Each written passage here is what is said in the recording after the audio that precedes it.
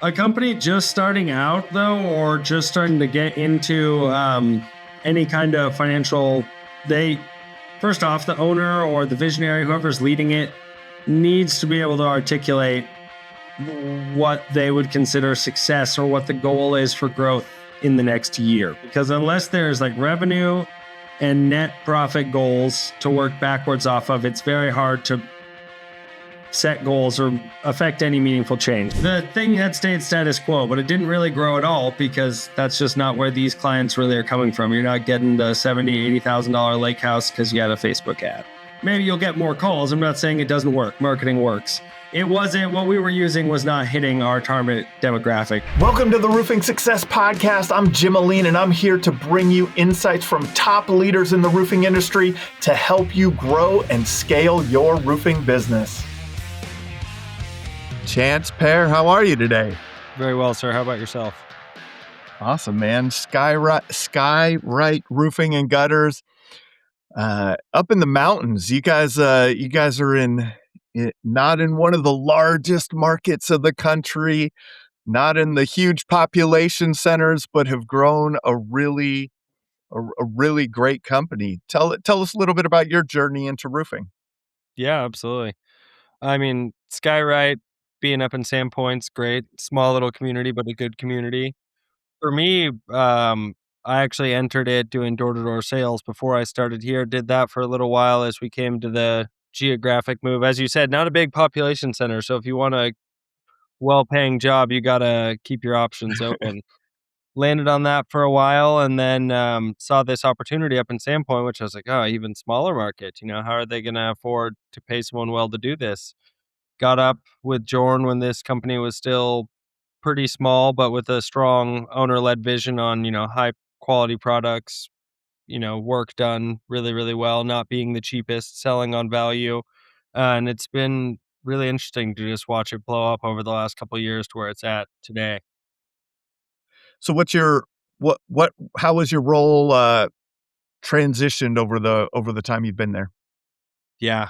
I started as a project manager. That's what we called it at the time, but came in. Jorn had recently just switched from all being fully in-house, him on the roof, probably 20 local guys working, to as you grow, the switch most people make, which is subcontracting the shingles.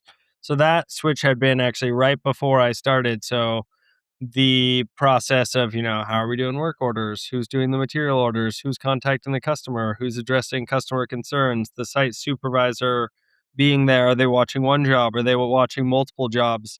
That whole system was still really getting built. So the project manager was a pretty broad title. Yeah.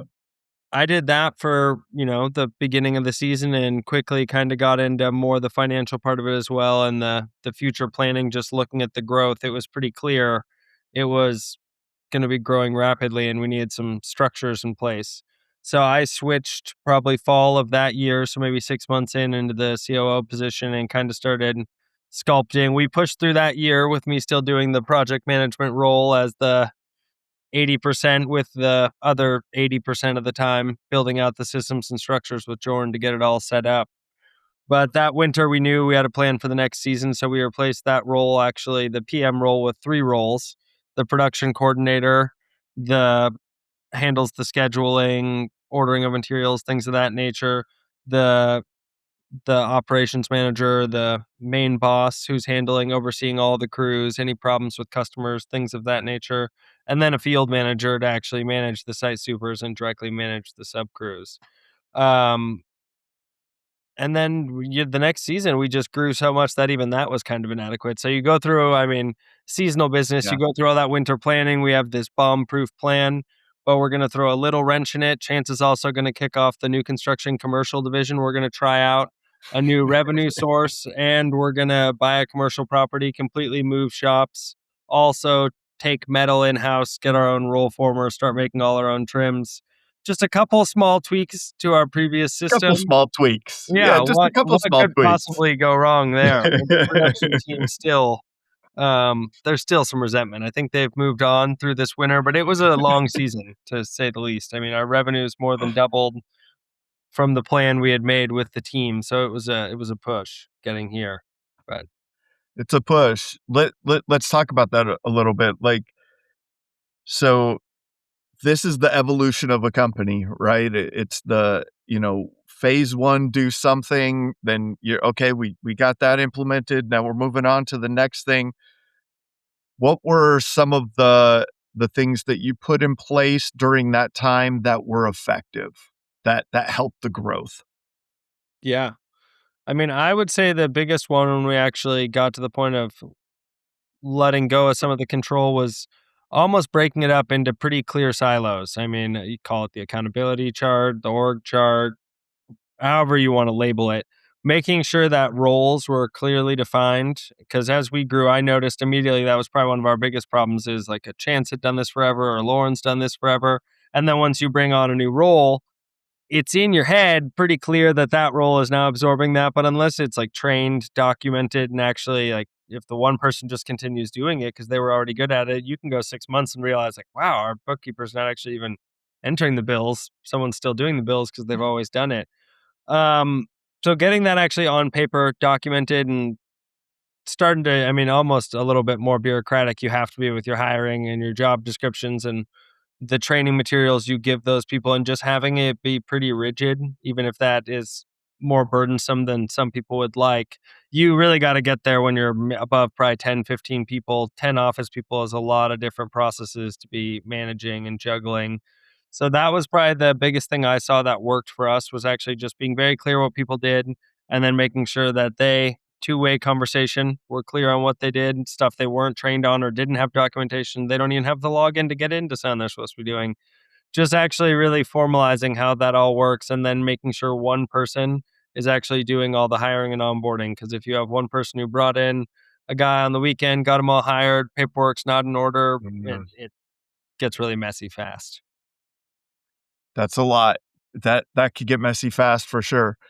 So it sounds like you kind of started with an org chart, or accountability chart, like you said, however you want to frame it. You're saying, okay, we have to start to really map out who's doing what, so that we're not repeating process, we're not overlapping, we're creating efficiency. Probably internal communication, I would assume is happening. The handoffs are happening properly. What what was the most challenging part of getting that implemented? Yeah, I mean, I would say it's two parts of it I found to be really challenging. One is that, we'll just use sales and production as a classic one. It could be kitchens where I came front and back of house. The model is the same almost everywhere. You're going to have multiple factions who have we're all pushing and pulling in the same direction to get the company meet the vision, but what looks like success might be a little different on the sales side as opposed to the production side. If you want the sales guy to have a 25-step photo documentation process because that's what production needs, he's going to push back that it adds friction to his sales process. And it's like you have the vicious circle of trying to, especially at a high level leadership, trying to balance what makes both parties happy, but still is getting kind of the result you want. Yeah. I found that to be pretty challenging to make sure everyone was appeased in a way that you would actually get good buy-in. And then probably rolling it out past mid-management. I found that to be really challenging, especially in the blue collar space. If you have paperwork or things that are not in a traditional labor role in the field, and now you're adding these steps to them, that can be pretty hard to get buy-in in general. I've found is to get, your roofing installer, even to fill out a pay sheet that gets him paid is surprisingly hard. So a lot of bottlenecks we'd have to put in place there for sales and for the field Yeah. crews. I mean, if that paperwork's not done, that's their pay. So they're not eligible for their commission or their piece rate until the job forms were filled out. I found that had a pretty good impact. I found that went well. Yeah. That was kind of where my next question was going, is like, how did you incentivize them to be in alignment like that and to get you guys what you needed? It sounds like I mean, it's carrot or stick, right? And so I guess the paycheck could be the carrot or the stick, right? Like, it's like, get this done or else you're not getting this. Correct. Yeah, And, the carrot stick and combo.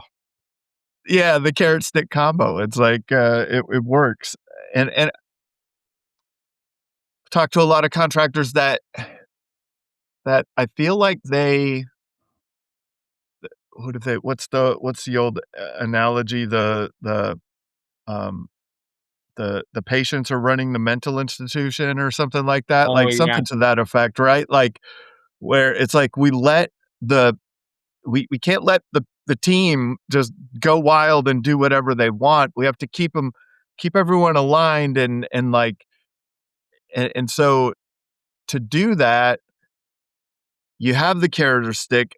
What was the how did you run into any resistance there that you were like, look, it's either you find another place to work or you do this, or did everyone just kind of eventually buy in? Yeah, no, I would say that, I mean, we are pretty picky on our like hiring and in general, kind of how we bring on people. So from the office side, I would say no, we didn't really get any that were to that point because the culture was already pretty strong there. Field Uh, wise, no one actually had to get let go because of it. Probably people who were let go anyways, just based on performance, wouldn't have made the cut on doing it. So that kind of weeds itself out. But no, eventually everyone got there. It was getting to that point though, where we're like, oh, at this point, like it's part of your job duties. It's part of doing your it's job. Like you show up every day on time, you do everything else we ask you. It's part of the job. Sorry that it sucks, but it's do your form. yeah, fill the form out, Yeah. do the checklist, right? Like, here's the Exactly. photo report. Here are the photos we require when you Yeah. go out onto a job site. Like, these are for the sales rep, for the job site supervisor, for the whoever, right? Like, here are your checklists, and and your compensation is dependent on you doing your job. Yeah. How was it? That makes me kind of think back to the development of the roles and responsibilities. Was that Did you guys clearly outline that as you were kind of building out the roles and responsibilities of the team members? I would say we failed on that part for a long time. That was probably the Yeah. last. We've gotten a lot better at it as the team has grown, and we've got some. I mean, I don't know what you'd call me, the king of like the 80%. Jordan's got 1,000 ideas. I'll decipher them. I'll handle a lot of the actions, and then I'll leave it at this last point. And I expect the crew, who's always been so good to us, to just see it to that 100%, which I'm sure they love with a ever lying passion. So we would just get, Jordan would be like, oh, yep, we're going to need a couple more trucks. We're going to need this person, this person. We'd throw together something. I'd get job description out there like, oh, cool. Middle manager, she'll be the direct reports. You handle an interview. Someone will get hired. They'll come in. And then 2 months later, we'd be doing reviews and stuff and be like, well, the job, like who came up with this role? Like this isn't clear at all. Right? Half the stuff. Yeah. We're missing half of their job here. And then they have questions. We got a lot of, pointed feedback, I would say, on that being Okay. a lacking strength. So we put a lot of emphasis into actually really trying to make those clear and encompassing. And then when we actually do the interviews, being even clear beyond that, like, hey, we probably missed a lot. This is where we lack an organization. You're going to, your role will be anything that might come up 2 months from now that helps us in your scope of work at all make the company better. And just really leaning into that being part of our culture, that we're always learning, evolving, and like working as a Mm, team, so that people who do get on the bus are hopefully in the right seat and killing it at what they do, but that we also don't really have that feeling in the office where people don't mind pitching in and helping, which has helped a lot because as we grow, some of these roles semi-define themselves. yeah, and I think that's part of the team culture that you have to build where, hey, we're all learning at the same time. Like, Yeah. find a problem, we'll fix it together. If you can find a problem and fix it even better, like, let's just keep building on this thing that we're building. It's not over. And I'm sure you guys are, I think if I remember right, you guys are now into like an 8-figure kind of top line area. Right. So you must be done with all of this by now. Excuse me. Yeah, I like to think that. I mean, me and the owner go over that. I swear every other month, like, oh, cool, cash flows. Like, good. We got that one licked. We got a good residential flow picking up. The commercial slow payments, like cash flow is great. We'll get through that. And then we'll be like, oh, and the sales guy, he's quitting. Okay, well, like there's always, it doesn't matter what size company you get to, could be, you have different problems of different magnitudes. It seems like it's never Yeah. ending though. I would assume that's the same for any company. It Yeah, I definitely say it, sarcastically because I can't imagine that, the new trillion-dollar companies that are out there, like NVIDIA and probably SpaceX here soon and all the I can't imagine that they're not going through the same stuff, right? Like that it doesn't matter where you're at, Walmart's, the GEs, all of the companies are going through the exact same thing. It's a constant evolution of the process. Let's talk about that evolution. Let's go back to those days when you first came on board. What was what was the focus of SkyRight and how has that evolved? Like what was the business of SkyRight and how has the business of SkyRight evolved? Yeah, absolutely. Um, so pre me, we'll go back to the beginning. Summit Exteriors was the original, still our LLC. Siding, gutters, roofing, did all three, all in-house labor, um, strictly pretty much residential, homeowner, very high-end lake homes, things on Schweitzer, larger, higher margin projects. And that was kind of the bread and butter. That went very successfully for a season. One large commercial job because no one else bid a big metal siding job on a hotel. So that ended up just kind of thrown in. We'll call that the outlier, but it was a residential company focused on high margin residential work. That grew, the demand was huge. So before I even started, that grew very, very quickly, faster than Jorn could even keep up with hiring and training in-house roofers. So the roofing side switched over to sub work. The siding just kind of got cut and focus on the one, roofing in and out quickly, good margins. Siding, for a lot of people who've done it on here, probably, the projects take longer. They're more prone to, it's just an easier thing to mess up in terms of quoting it and running it efficiently. It requires a lot of good labor to go smoothly. So when I started, it was sub shingle work. We'd cut metal. That was pretty much our focus. We did high margin retail jobs in a very small market. So there's only so many multi-million dollar lake houses getting a re-roof each season. Like if you do 100 of them one year, that's 100 less that are calling you when they come to their vacation house next year. So the scalability and growth was somewhat limited in the sense that we didn't really do much paid marketing. Good brand awareness, good brand, but you got a very small geographic reach. We had one branch in a very small town. So that winter, we'd had a very good year. Right before I started, I came in fall with kind of the planning phase. Like Jordan knew we wanted the next level of growth. We're planning, we're building out all these systems, planning all this marketing. Just a bombshell of a year. I want to say we spent 300,000 on marketing or something on a $3 million year. I mean, it was bad. So we made the decision not to market anymore after that, except for brand awareness. So now we've completely gotten away from any kind of paid ads, but we'll fast forward through that whole year. Went well. Homeowners got roofs. The margins on what we sold. I mean, the thing had stayed status quo, but it didn't really grow at all because that's just not where these clients really are coming from. You're not getting the $70,000, $80,000 lake house because you had a Facebook ad. Maybe you'll get more calls. I'm not saying it doesn't work. Marketing works. It wasn't, what we were using was not hitting our target demographic, our ideal customer. So we looked at other options come the next fall. Like, hey, we don't have another season where we don't grow like that. We've already brought on these, we've started the production team. We've made these plans for growth. So we started looking into new construction commercial. And I was like, hey, I'll spearhead that. Like we reach out to builders, get on the list. Turns out it's literally as simple as just reaching out and asking to get added to a list. Pretty mind-blowing that that's the process, but it's really what it comes down to most of the time.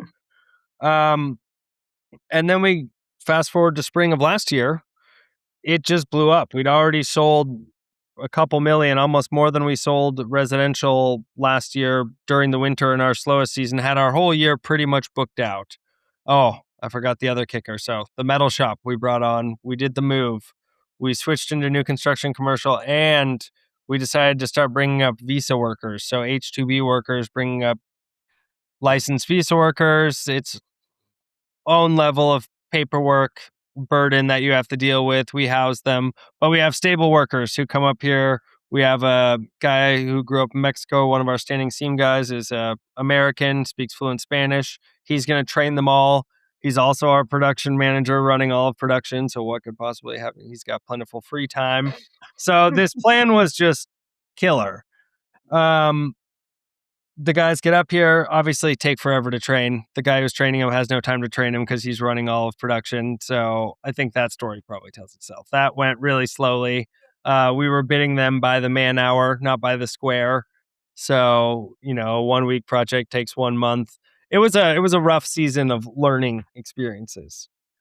But that's kind of the path we went through. I mean, in all that, we continued, now we have the shop built out. Now we have Square Pay built out for the H2B guys. Now we have a good, huge pipeline of commercial that comes in. So it ended us in a really good place.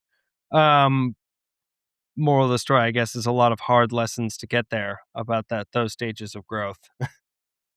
For sure. What was the initial kind of driver behind adding these other, like adding the service offerings that you did and, bringing building the metal shop and doing all of those? Was it just like this? Was it very clear that this is the next right thing to do? Or was it, let's tiptoe into this? How did those decisions get made? Yeah. So on the diversification, the revenue stream thing, that was essentially Jordan and I mean, we do weekly meetings, quarterly meetings, that's at our annual planning meeting. In the first season, we were griping about the marketing costs for not much growth. We're like, we don't want to do that again. We know, that's one of the 3 options. We don't really like it. Option number 2 is we do a geographic expansion. So I ran cost benefit analysis on opening up.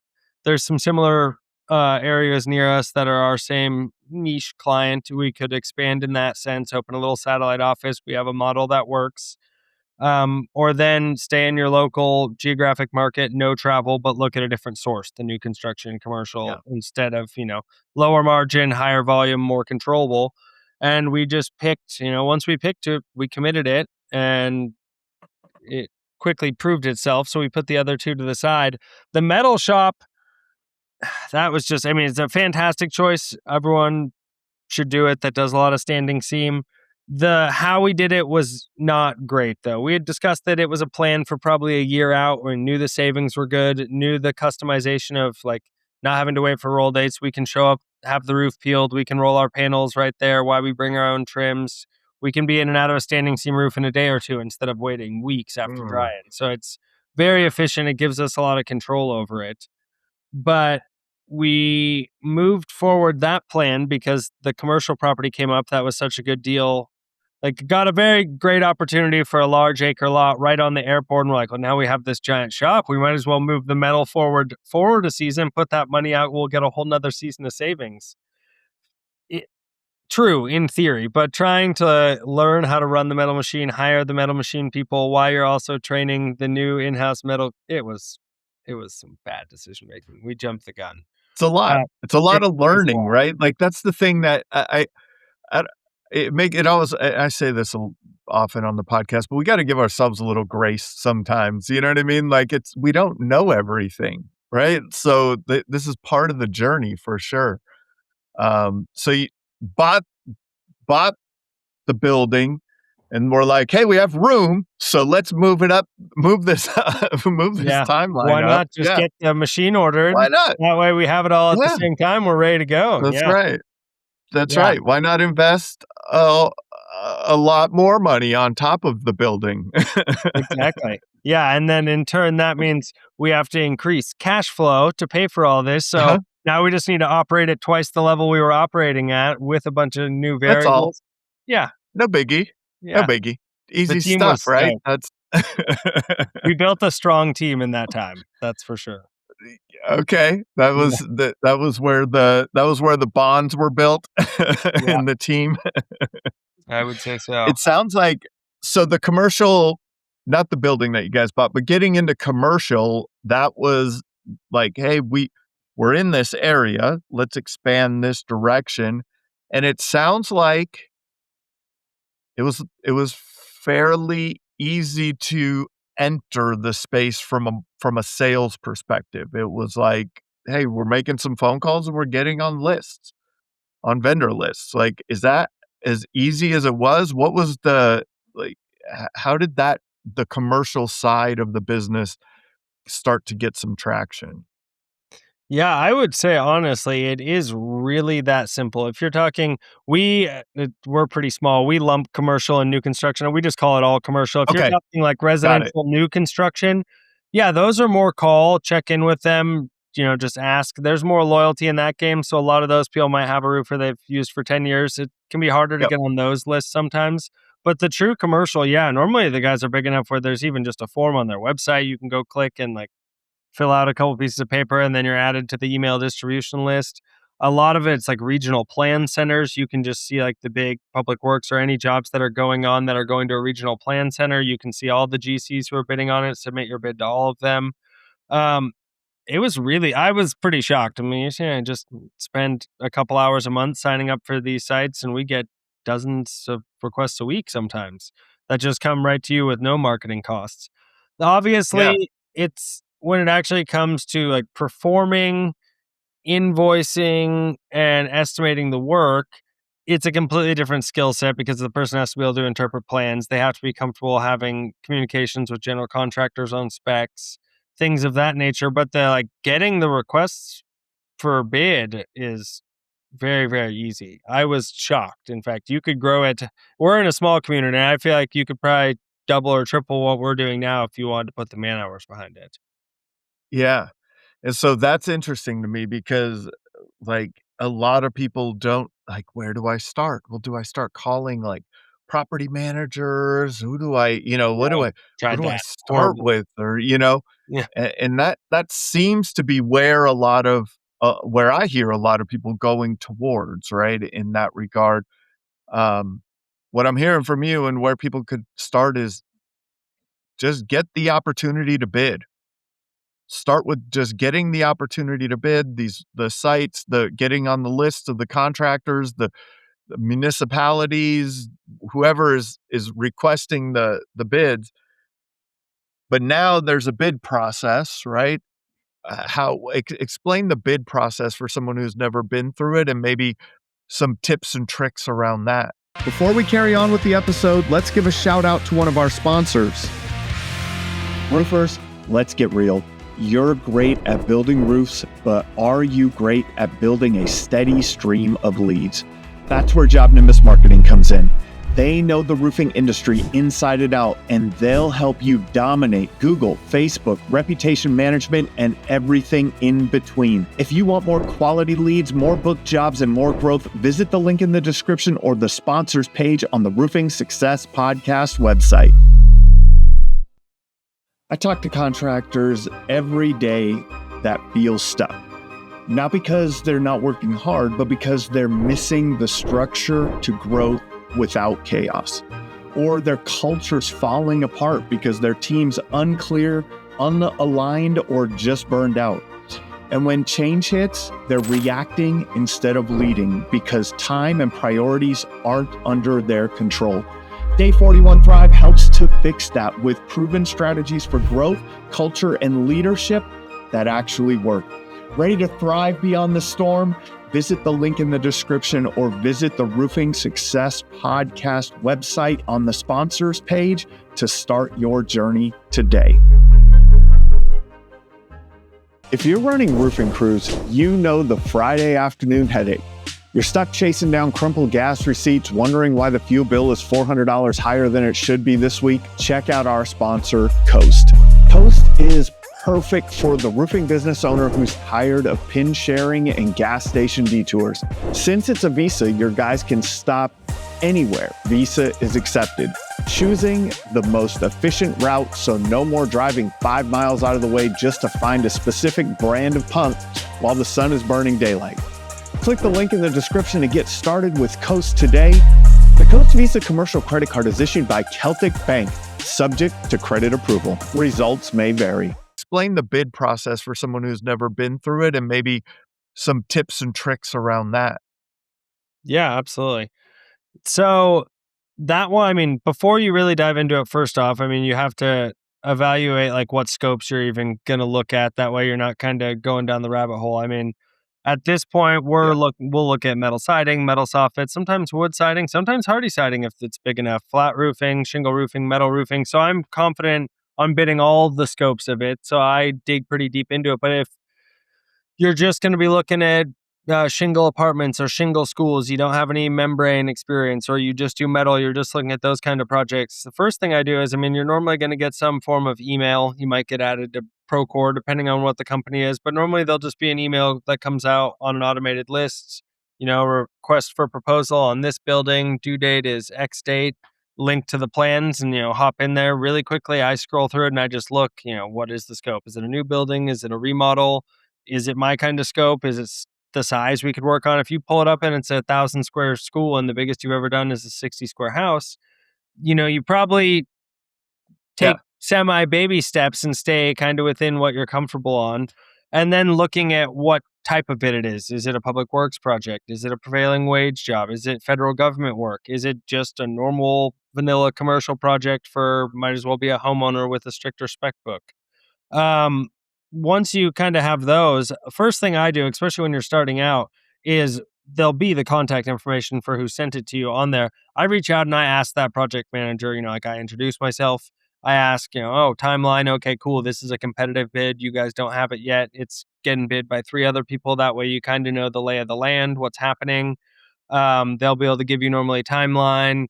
Is it firm off the specs and the plans, or is it like best bid wins? We just want something affordable.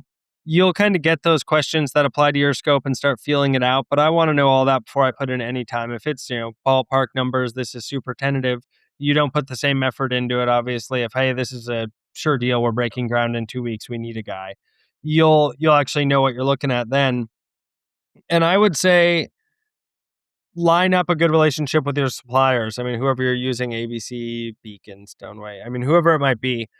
Before you even really get into this, you should be sitting down, having lunch with that person, going over, are you an OC person, a GAF, ICO? Maybe you run one thing for residential, but in your territory, GEF will give 70 a square shingle for big multifamily units. Find out who wants to play ball on the commercial stuff and on pricing. Get with your supplier and get all those ducks in a row. That way, when you're starting to look at the bids, you already know, I'm not going to be bidding my 120 a square duration number on a school. This is coming semi truck straight from the factory. They're dropping it off. My supplier's going to bring down a couple boom trucks.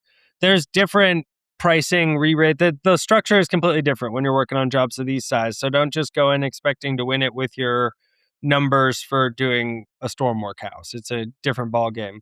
That's honestly really it. At that point, you can upload it into, like, depending on their comfort level with plans. If they have no comfort level with plans, then I would say maybe either hire like an estimator. You could be the point man. You can get all this locked down, pay someone a couple grand a month, either overseas or a little bit more locally. Pay an estimator who does this all day, and they just get paid a salary and just knock out estimates. You close deals, you order material. There's a few ways to split that. If you want to do it yourself, get some experience on plan reading, whether it's some online courses, local community college, networking groups, even probably YouTube videos and stuff will at least show you the details and things like you don't want to be missing details if you're quoting new construction. But beyond that, you can send it off for takeoffs, use your roof scope or hover, whoever you might use. You can just upload the plans, tell them if you want roofing, siding. They'll do a breakdown for you. Most of the supply houses will do the same thing depending on what you're looking for. Bigger ones, I would say the spec book. That's obviously missed. There's the plans that you're visually seeing, and then there's normally a book, an architectural manual or a specification guide. Sometimes it's 700-800 pages long. Most of it is not critical at all to your scope. So on the cover page, the very beginning of it, they'll be going through the divisions. Generally, people who are listening to this are probably all going to live in Division 7, waterproofing. So that's going to be wall panels, roof panels. It'll tell you if it's TPO or built up. You'll be able to quickly see the scopes that fall under that in the table of context and scroll and be like, okay, we like wall panels and roof panels and shingles. Like, I'm going to look at the spec on each one of those. And then, you can either put it into AI or read it yourself or pay the estimator. How you exactly do that doesn't matter too much as long as you have a good system. You should probably know how to read it yourself before trusting someone else. That way you can at least trust but verify.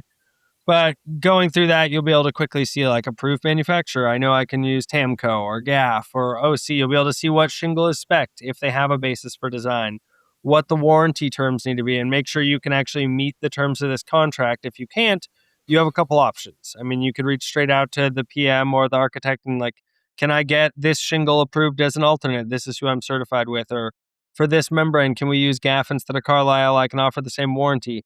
Generally, as long as the products are considered apples to apples or meet the same specs, you can get alternates added as long as you're doing it a week, 2 weeks in advance and not waiting till the last minute. That's all of it in a nutshell, honestly. It makes it sound fairly simple, which it is actually fairly simple.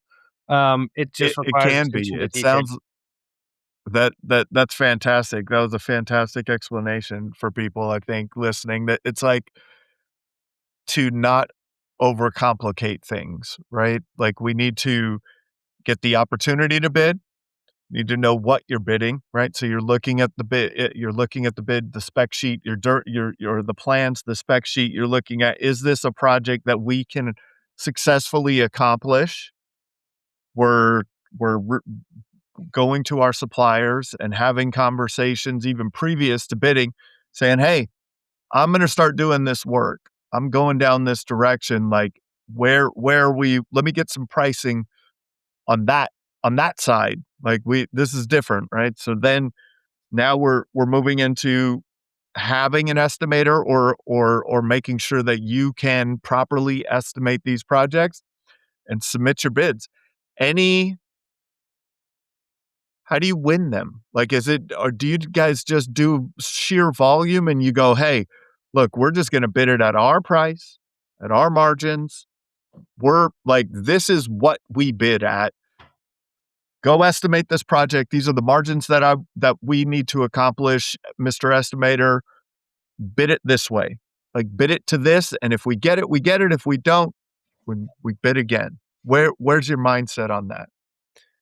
Yeah, I mean, mine definitely is. I mean, we're margin based. That's how I pretty much operate everything. I would say that'll probably follow the individual company's general sales strategy. If they're salespeople always sell at 45, 42, that's what they do. They have X% of wiggle room. However you operate that, generally, you can mimic the same thing.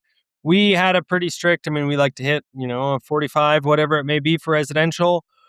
It took a little bit of, figuring out, is it 40, is it 35, is it 30? Like, what are we winning consistently, but not too much on? And we just landed on a number. We just keep it a consistent margin. I'll bid them all at the same margin, labor and materials. If a project exceeds, if I'm talking $500,000, $750,000 project, like it's a very, very large project, that might come down a little more because of the volume. Exactly. If you have 9 months of consistent work that you're only having to plan once, essentially, that's worth a couple less percent points to me. So, I mean, that gets into more of a financial modeling decision for the owner or the operations manager to really kind of look at, are they a volume versus margin? What resources and overhead is it going to take us to like orchestrate this?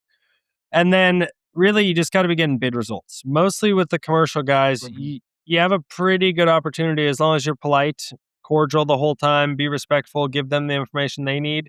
When you're bidding on these things, it's not unusual at all to ask for bid results. And you'll normally get something back like, "Oh, SkyRight was 82, Granite was 85, so-and-so was 88. You're like, "Okay, I won by $3,000. Like, we won. I'm stoked by winning by $3,000. I've had some where I was like, "Wow, we were 20 grand low." Like, we could probably bring it up a couple points here. Now I know our membrane is low. Or you'll get it back and you'll be twice the other guy and you'll be like, "Okay, we're not bidding Hardy apartment complexes. Apparently we don't have the crews or supplier for Hardy apartment complexes. Now we know." And you'll just use that as kind of your benchmark. So, I mean, if you're consistently winning at these numbers and you're happy with the margins, like, don't try and rework the wheel. Like, build the name for yourself, establish that. I don't try and crank it 1 or 2% and start getting greedy. I'd rather have a consistent pricing and we win them, Yeah. we don't. Um, you're going to build a good reputation that way. And then, I mean, you'll have the projects then, especially when you're doing the new construction, not as much commercial, where you can be a little higher, but they know you're going to perform. So then, like, you get some of that back on the front end, at least with the custom home builders and things of that nature. If you're doing tract developments in commercial, those are pretty much dollar-driven commodities at that point. Yeah, definitely. We talked about the other day when we were chatting, about knowing your numbers. you know, I think that means different things to a lot of people. What does knowing your numbers mean to you and I, what in your management of the company, and what do you see other contractors missing a lot of times? Yeah. No, I mean, to me, I I think it needs to be very holistic, at least for the upper management of the company. I mean, I want to know gross. I want to know exactly how COGS is breaking down, not just a lump percentage of COGS. I want to see it month to month based on division. I want to know actually our overhead. I want to be looking at that in advance and seeing quarterly, monthly how we're doing against the pro formas and the numbers we set. Do we actually have budgets? Are we watching percentage points and looking for that $500 a month slip that just continues to build up? And then job by job costing. What I see pretty commonly, and I don't know exactly what causes it, but we'll have an estimating system and we're selling at our 40%. And I feel like a lot of the time the no one except for whoever set that up, maybe the owner or an upper manager, really understands what that 40% means and like what the impact. Like, I think everyone should have the gross margin and COGS talk when they get hired at any company that deals with Mm. production or selling, so they kind of have some understanding of what happens and that 40% then gets spent like overhead and commissions, and like they don't have to understand what your net profit goals are for the company, but if they at least the company is not making 40% on a 40% bid and like had a real view of how the money got broken down, I find that to be pretty helpful. um but it gets estimated at this amount. That's what we assume we make, and that's kind of the end of it. At the end of the day, we do, we pay all our subs, we pay our suppliers, we have X amount left over, and then we're just running off a bank balance and the monthly P&L, and we're not really digging into job by job costing. I think every single job should have the labor and materials attached to it. You don't have to go so far as doing like weighted allocation of overhead to each job. If you're running bigger commercial, I do think you should be going that far. But for a standard residential company, at bare minimum, labor and materials should get costed on each job after the job is done and check true cost variance versus what you quoted it at. Because if you're falling consistently within 1 or 2% either way, that's great. I would consider that very successful in the trades with returns, overage, waste. But if you're consistently seeing 4 or 5 point drops high or low, you're going to have some kind of trend that you can improve on and save tens, if not hundreds of thousands sometimes. The amount that COGS can really take money right out of your pocket is pretty wild. What do you think slips the fastest? What gets out of control quickly? I would say both the labor and materials because I mean the estimating systems generally, some of them you can connect to your suppliers and things of that nature, but even that's only as good as your salesperson putting in a proper contract that's actually going into their system and not getting credited on the back end. There's so many moving parts there. But I mean, right now we'll deal with shingle increases going out. I think June 1st there's one. There'll be another one likely in August, possibly one in the fall.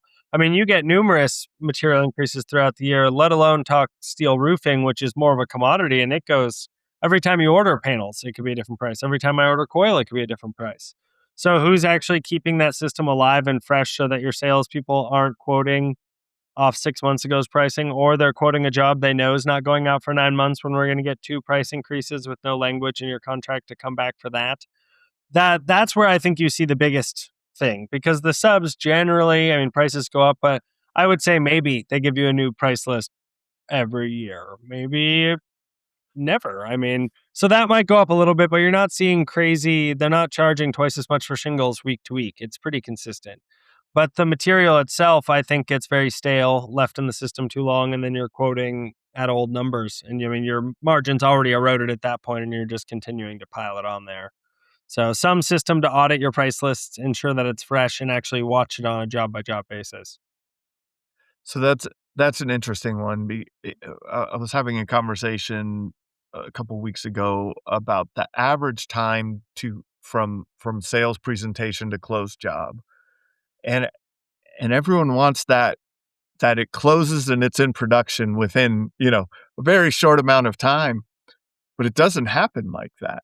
Oh, right? Like, do you guys have you ever like looked at that and said, man, and I would assume, especially on the other side, the new construction side, when Oh. you guys are putting out bids, right? Like there's even more variance in that, or it's a longer process.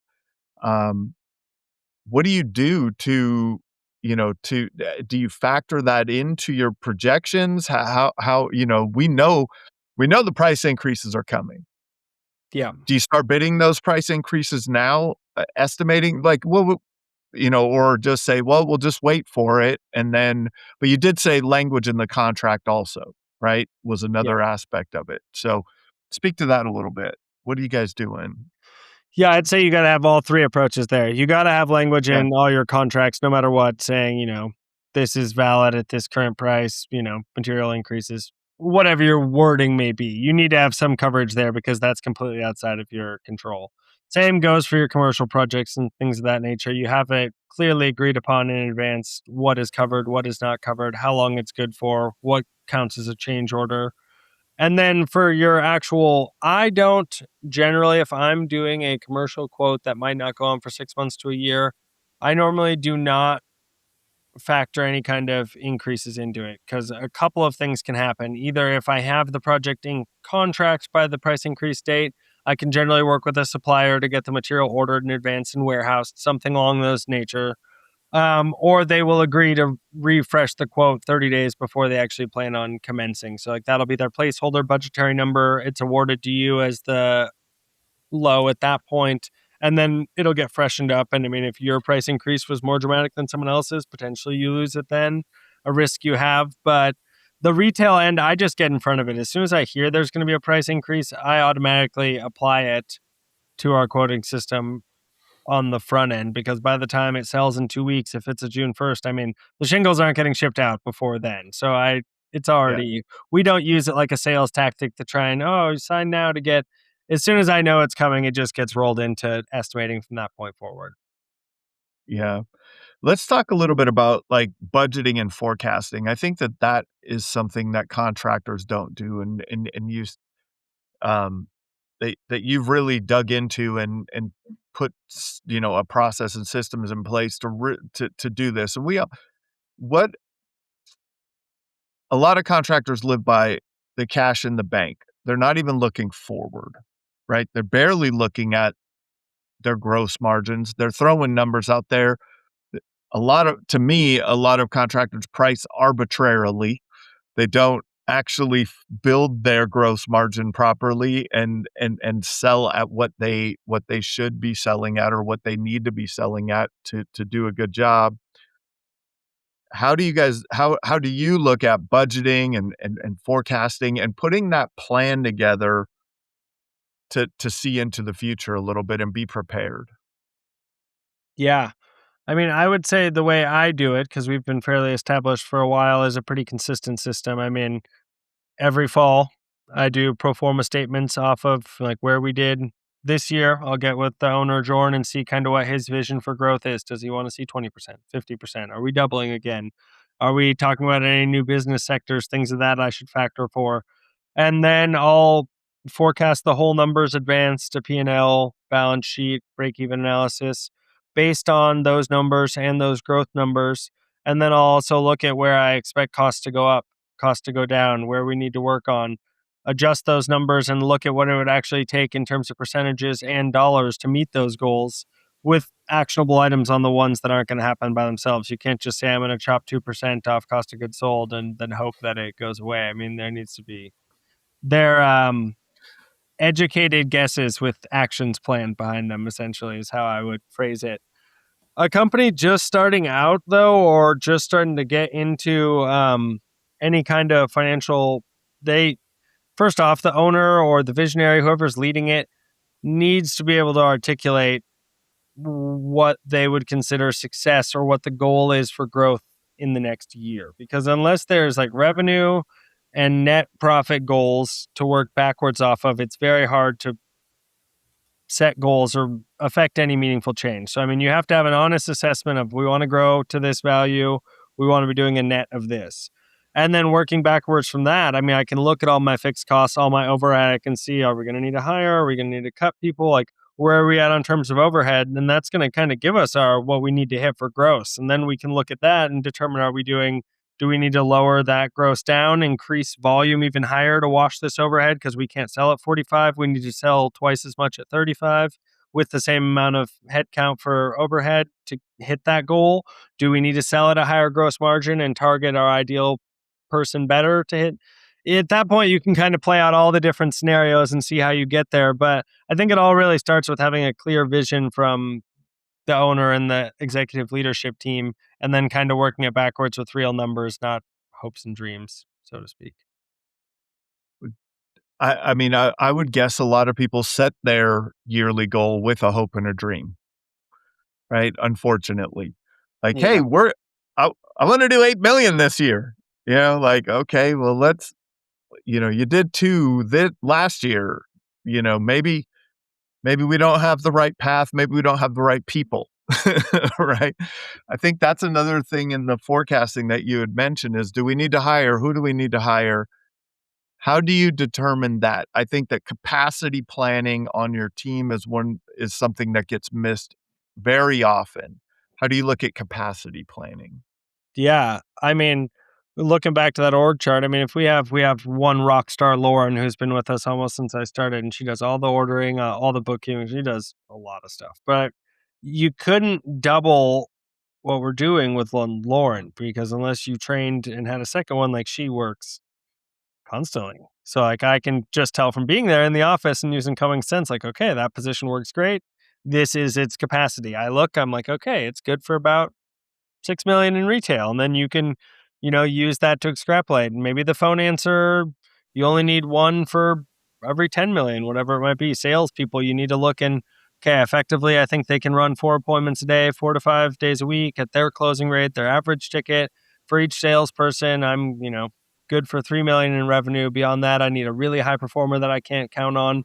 You just kind of got to look at the numbers, and, there's some positions that won't grow exponentially. I mean, really, you should only need one GM or one finance person or one operations person. Almost no matter how high you grow, it's more the support roles you need to plan for, is what I found. Like, maybe now it's 2 shop assistants. Maybe now you need one person whose job is just driving around between jobs and dropping off materials. Once you get to a certain size, like, you just need to think about all those things. And then with that, like, oh, that's going to be a $30,000 truck and this hit to insurance. Oh, and we're bringing all these positions in-house instead of sub. Now our insurance burden is going to go up X percent. You got to be looking at it as the entire picture and all. Like, you can't just say adding $1 million in revenue is going to add $1 million in profit. I mean, that could push you past the lump where you need a whole nother person in the office at $100,000 a year. And then you need to decide, is that level of growth worth the headache of this for this extra profit? It's all honestly pretty clear with numbers, because you can play out whatever scenario you want on paper and look at it and see which one fits best, and then compare that against your real world, like your labor market, your growth potential, your marketing engine, and see what actually is kind of the path of least resistance to get the owner his goal, because you could run a $10 million company a lot of different ways. So if you have his goal, which is how much money and how much time he wants to put in, it gives you a lot more opportunity to actually kind of get that person's success, it feels like. Yeah, definitely. Owners are visionaries too. I don't know if you guys run EOS or not. I look at a lot Yeah. of things through the lens of EOS and the visionary and integrator. It seems like you're that integrator, or that you take that vision and put it into action and process and manage the numbers and make sure that the budgets are on track for everything and the process is in place and the people are in place. And that is how have you, like, for someone who is a visionary, what is the best way that you guys work together? Like, how do you push back on some of that vision? How do you how is your relationship in that regard? Yeah. I mean, I would say it's just you base it on trust. After a couple months of me just Yeah. doing what needed done the most, I mean, we're to the point now where, I mean, we talk all the time. So I'll go over something and be like, okay, like, that's Yeah. solid idea. Is it even making the priority list right now? Like, not going on the list. Oh, it is going on the list. Okay, I'll put it in the notepad. And kind of just knowing, like, this is an interesting thought he had. This is something he's like really wants to see done now, and knowing when his vision is like, this is the vision for my company and we need it done now, or this is just an idea I have. And then knowing when you really do, I mean, when it is actually going to be negatively impactful to the greater vision that was set out in advance, and not being shy to be like, Yeah. hey, this does not align with, like, we made this whole plan. We're in the midst of executing this whole plan. We need to not take certain actions. I guess just being comfortable doing it is the biggest step. Visionaries won't have any problem sharing ideas, so you don't need to feel bad saying we don't have time for them. That's what I've found. Not at all. There will always be another idea, I promise. They're coming. Um, if you were to look into another contractor's business at this point, now that you've been through, you've learned all the lessons you've had, you know, in your experience, what would be your process of looking into another person's company and kind of analyzing what they could do, what they're doing well, and what they could improve upon? Yeah. I mean, I would always kind of just start with the owner and the owner's level of involvement, and like, are they running everything? Do they have a strong team in place? Is it a growth mindset kind of company? Like, are they they're happy with $500,000, $1 million a year, owner profit, owner's doing good, it's been 10 years. Like, some don't, there's no real point in optimizing anything. They're at a good, he's happy with the amount he works for the amount he gets paid. So kind of getting what the actual goal is, because I get that question all the time. Like, well, what are the first 3 things you're going to come in and do? And it's like, it totally depends. Like, I can't. And it's like, Yeah. what do you need? Some people don't really need anything. And some people, you show up and you're like, wow, you're still using notepads. Like, oh my, okay, we need to address this.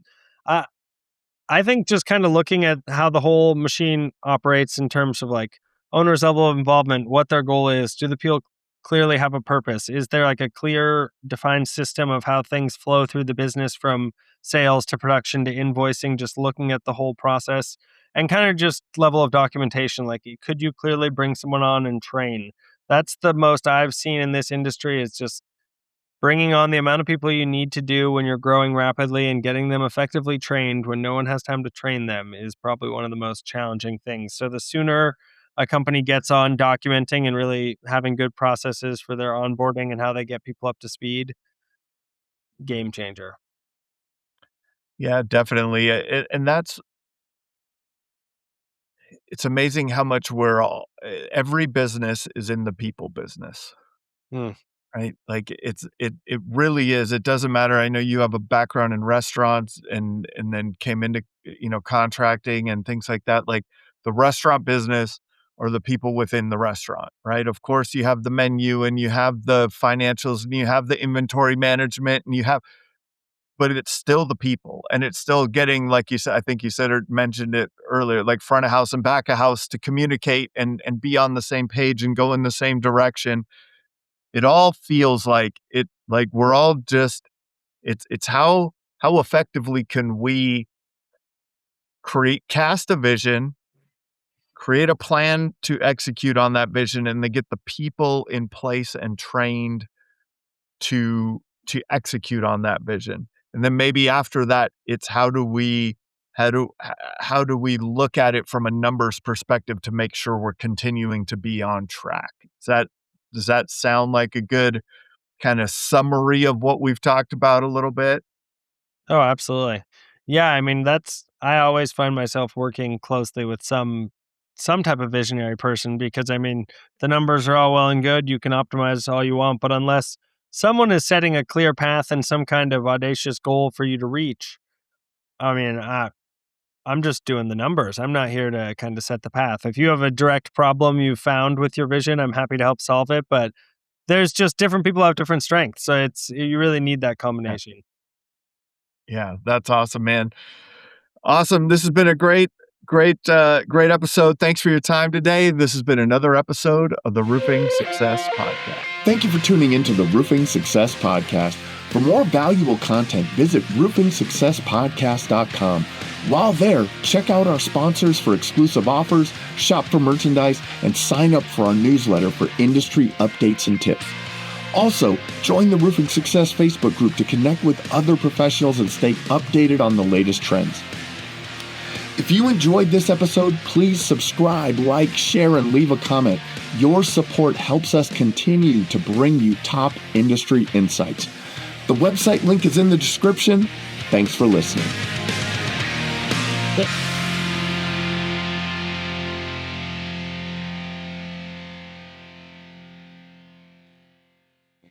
Mm.